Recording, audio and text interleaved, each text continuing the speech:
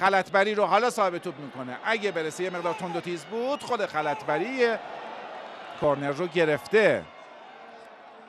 درسته دقایق حضورش در زمین کم بود اما بد کار نکرد محمد خلطبری. کورنر رو کوتاه میفرستند. ارسال به روی دروازه، در اون شلوغی یه فرصت و توی دروازه. غلامرضا رضایی گل تقدیمی مدافعین کویت رو رد نکرد، تعارفشون رو و توپو درون دروازه جای داد. ایران 2 کویت 0. غلامرضا رضایی دومین گل ملی خودش رو هم در 5مین بازی ملی خودش زد.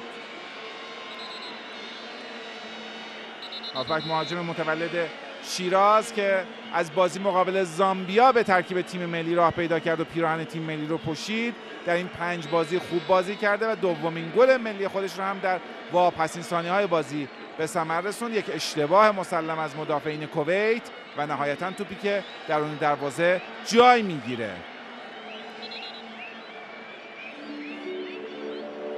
این یه حسن ختام خوب برای ما در این گروه بود تا تمام بازی‌های دور برگشتمون رو برخلاف